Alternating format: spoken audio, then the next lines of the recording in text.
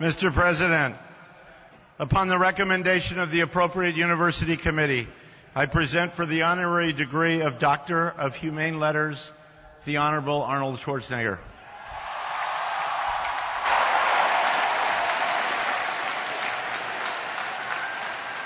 You, Arnold Schwarzenegger, are a self-made man, ever a Californian at heart.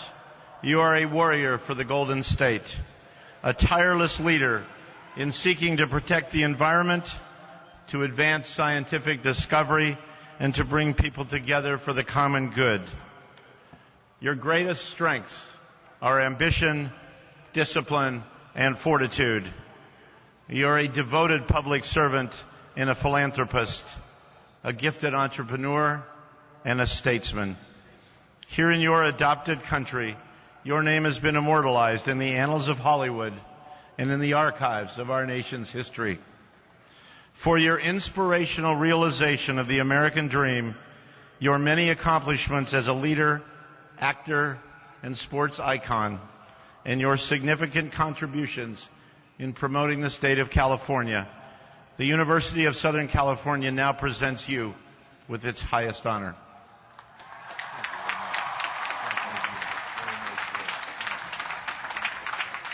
By the authority vested in me by the trustees, I hereby confer upon you, Arnold Schwarzenegger, the degree of Doctor of Humane Letters honoris causa. Please accept our warmest congratulations.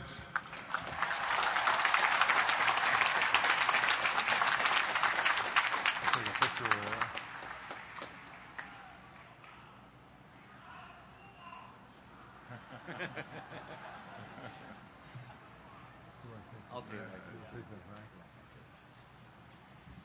And now it's my great pleasure to ask Dr. Schwarzenegger to offer the 2009 Commencement Address for the University of Southern California.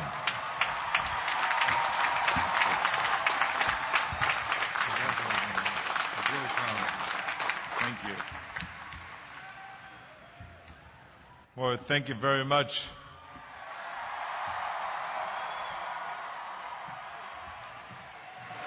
Amen. Hello, everybody. What a great introduction. What a wonderful thing. What a great welcome I'm getting here. So thank you very much. I mean, I haven't heard applause like that since I announced that I was going to stop acting. But anyway, it is really terrific to see here so many graduate students and undergraduate students and graduating here today. I heard that there are 4,500 graduating here today and undergraduate students. So this is fantastic. There's 2,200 men, 2,300 women, and five are listed yourselves as undecided. So this is really a great bunch of people here. I love it. But seriously, President Sample, trustees, faculty, family, friends, and graduates, it is a tremendous privilege to stand before you this morning. There's nothing that I enjoy more than celebrating great achievements. And I don't just mean your parents celebrating never having to pay another tuition bill. That's not what I'm talking about. I'm talking about just celebrating the great accomplishments. So let me congratulate the Trojan class of 2009 on your graduation from one of the finest universities in the world. Let's give our graduates a tremendous round of applause. What a special day. What a great accomplishment.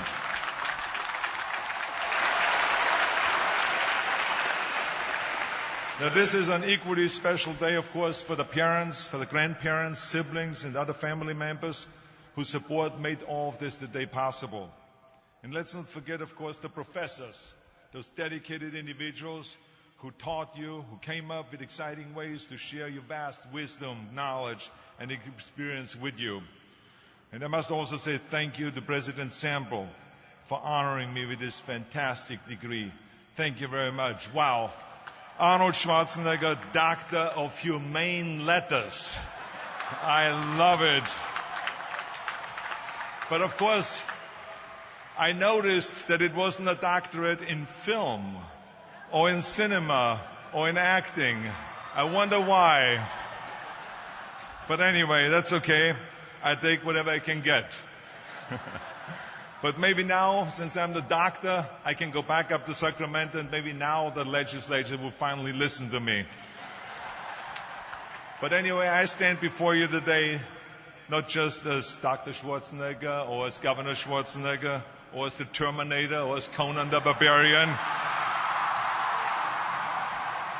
but also as a proud new member of this Trojan family.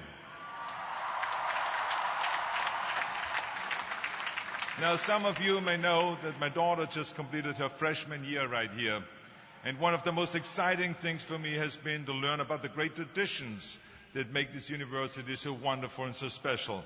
My daughter told me all about, for instance, the Victory Bell. She sat me down and she told me about it. It weighs 295 pounds, and how the winner of the annual football game between USC and UCLA takes this bell and gets to paint it in the school colors.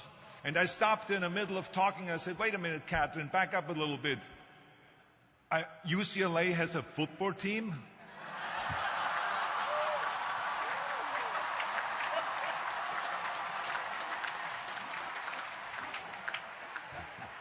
Now, of course, my daughter's journey here at USC is just beginning, and yours is ending. And I know that you're a little bit stressed out right now as you start this exciting new chapter in your lives. Some people say it is scary to leave the comfort of the university and to go out into the cold, hard world. But I have to tell you something, I think this is a bunch of nonsense. Because after all, this is America. This is the greatest country on earth with the greatest opportunities. I mean, it is one thing if you were born in Afghanistan or in Swat Valley in Pakistan, where you were forced to join the Taliban or be killed. Now then I would say, yes, that is a little bit scary. But this is going to be a piece of cake for you. Trust me, you live in America and you're prepared for the future with this tremendous education you've gotten here at one of the greatest universities in the world. This is going to be exciting, it's a great adventure, and this is a new phase in your life. This is going to be awesome. Now, of course, this journey is not going to be without any setbacks and failures or disappointments. That's just the way life is. But you're ready and you're able. And you would not be here today with your degrees and with your honors if you wouldn't be ready. So now, of course, to help you along the way, I thought that the best gift I could give you today is to give you a few of my own personal ideas on how to be successful. And parents, I just want you to know, maybe you should close your ears, you should plug your ears, because maybe there are a few things that you maybe don't like what I have to say. But anyway, I can explain how I became successful and who I am today by going through what I call Dr. Schwarzenegger's 6 rules of success. Now, of course, people ask me all the time. They say to me, what is the secret to success?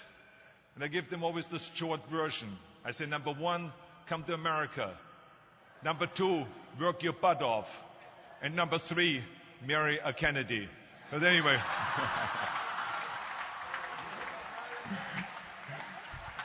These are the short rules. Now today I'm going to give you the 6 rules of success. But before I start, I just wanted to say these are my rules.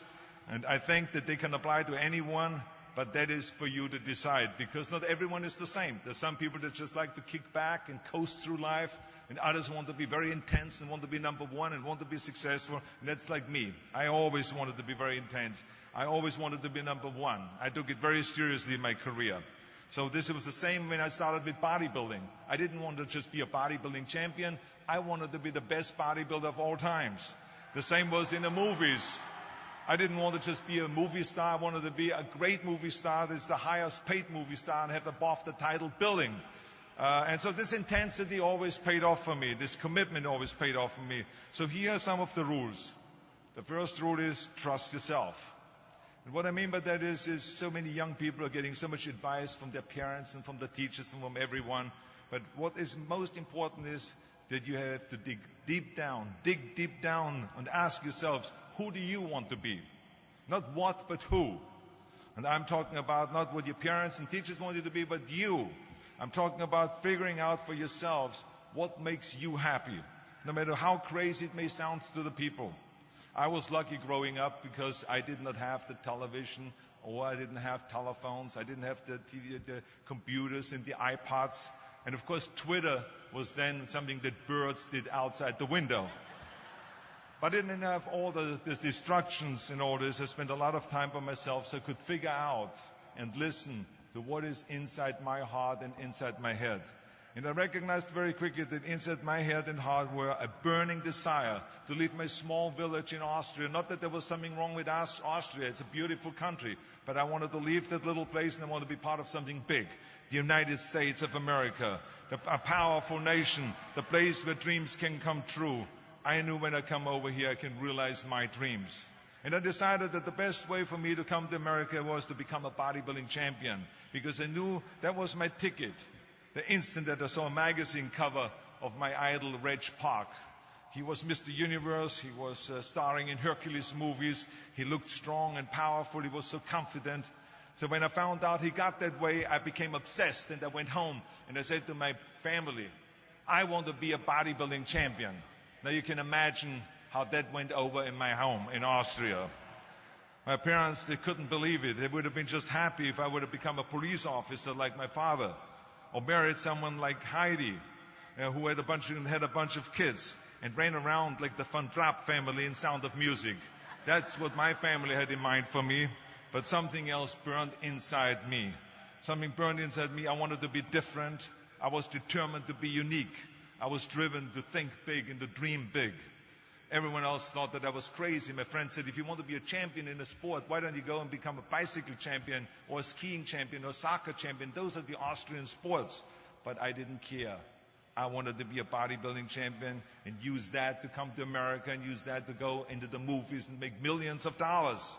So, of course, for extra motivation, I read books on strongmen and on bodybuilding and looked at magazines. And one of the things I did was I decorated my bedroom window, my bedroom wall. Right next to my bed, there was this big wall that I decorated all with pictures. I hung up pictures of strongmen and bodybuilders and wrestlers and boxers and so on. And I was so excited about this great decoration that I took my mother to the bedroom and I showed her. And she shook her head. She was absolutely in shock. And tears started running down her eyes. And she called the doctor. She called our house doctor. And she brought him in, and she explained to him, there's something wrong here. She said, she looked at the wall with the doctor, and she says, where did I go wrong? I mean, all of Arnold's friends have pictures on the wall of girls. And Arnold has all these men, but it's not just men, they're half naked. And they're oiled up with baby oil. I mean, what is going on here? Where did I go wrong?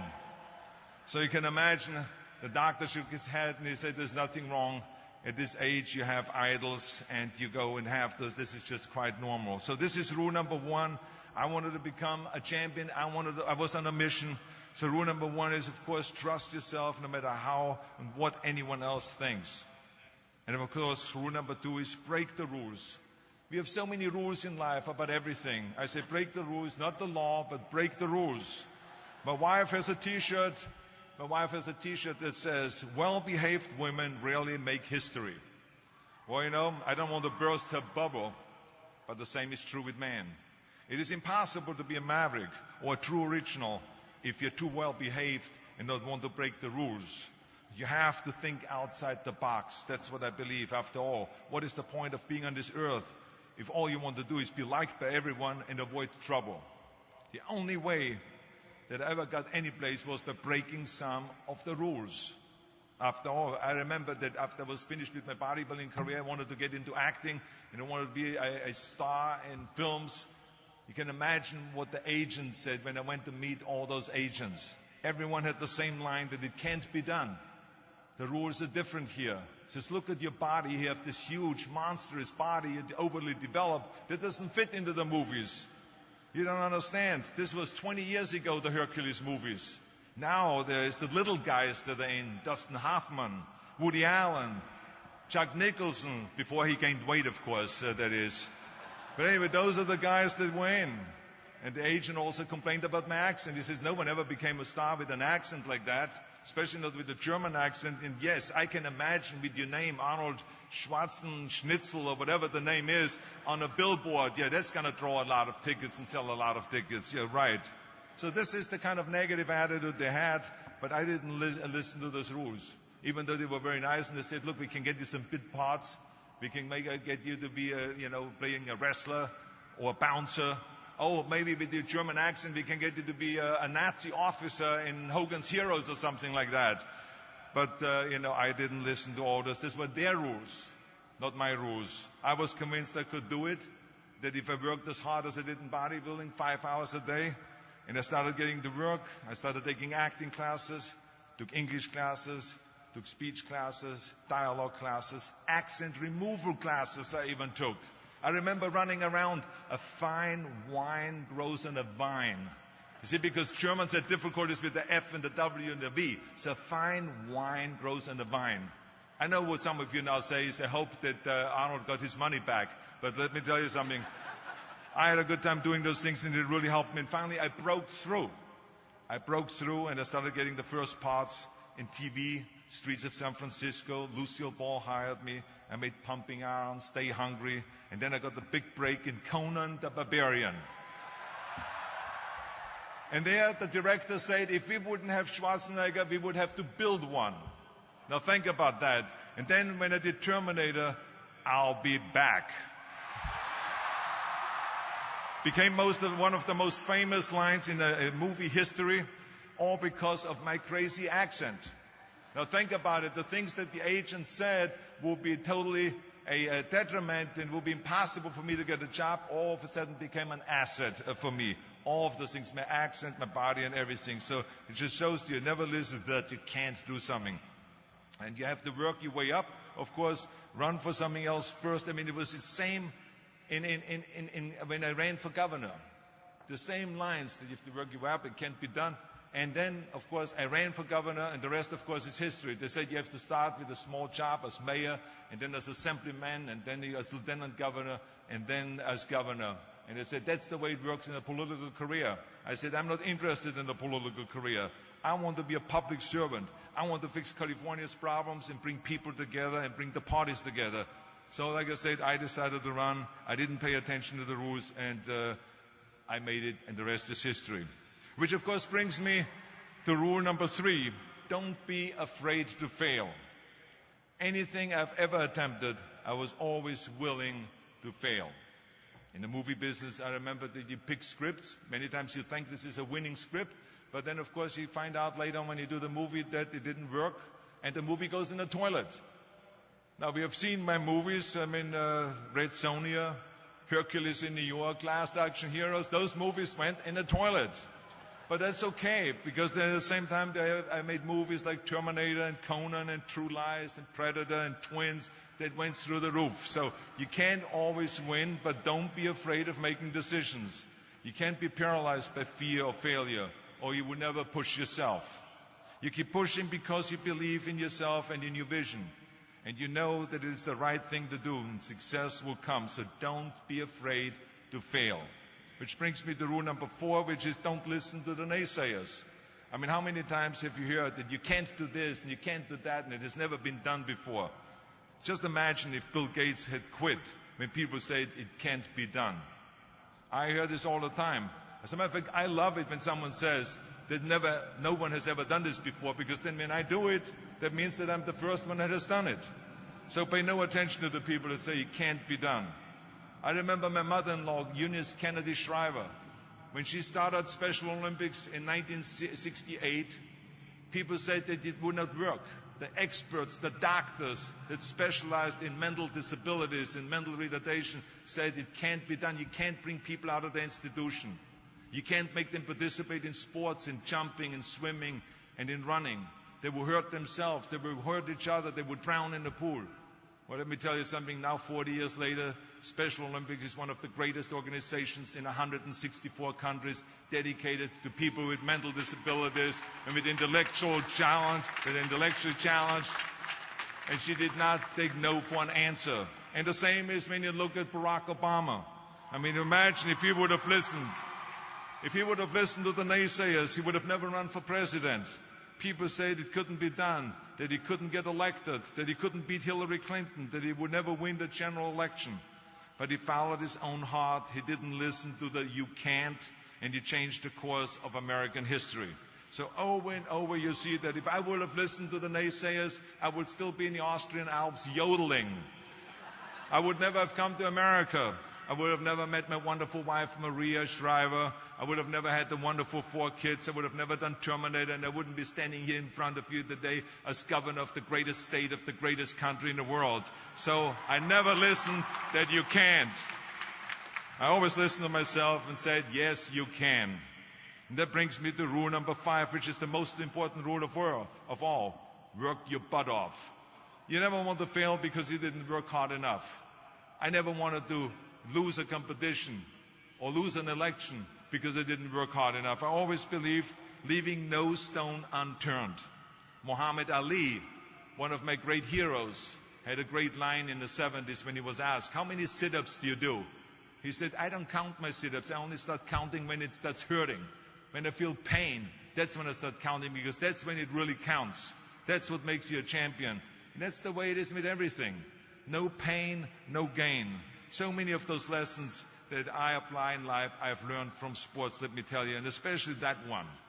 And let me tell you, it is important to have fun in life, of course, but when you're out there partying, horsing around, someone out there at the same time is working hard.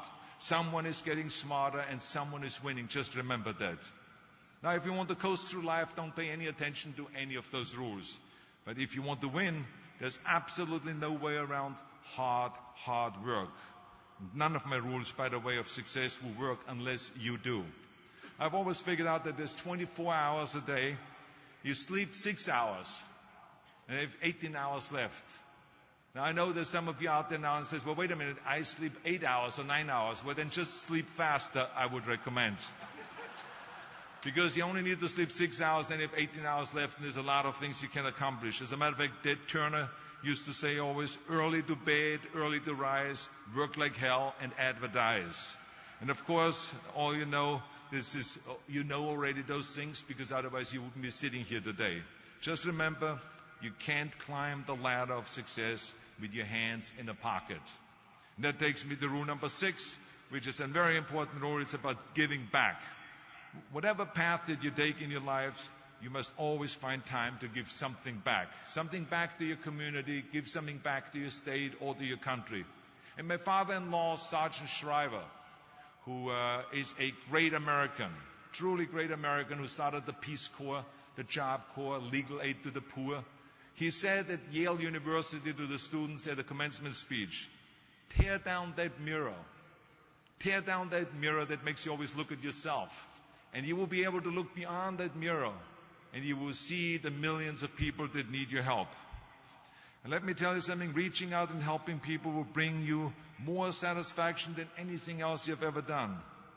As a matter of fact, today, after having worked for Special Olympics and having started after-school programs, have promoted fitness, and now with my job as governor, I can tell you, playing a game of chess with an 8-year-old kid in an inner-city school is far more exciting for me than walking down another red carpet of a movie premiere. So let me tell you, as you prepare to go off into the world, remember those 6 rules. Trust yourself, break some rules, don't be afraid to fail, ignore the naysayers, work like hell, and give something back. And now let me leave you with one final thought, and I will be brief, I promise. This university was conceived in 1880, back when Los Angeles was just a small frontier town. 125 classes of Trojans have gone before you. They have sat there exactly where you sit today, in times, in good times and in bad, in times of war and in times of peace, in times of great promise and in times of great uncertainty. Through it all, this great country, this great state, this great university have stood tall and persevered. We are in tough times now, and there's a lot of uncertainty in the world, but there's one thing certain: we'll be back. And we will be back.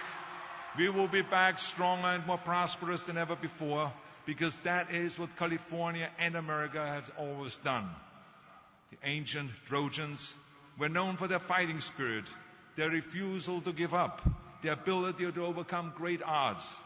So as you graduate today, never lose that optimism and that fighting spirit.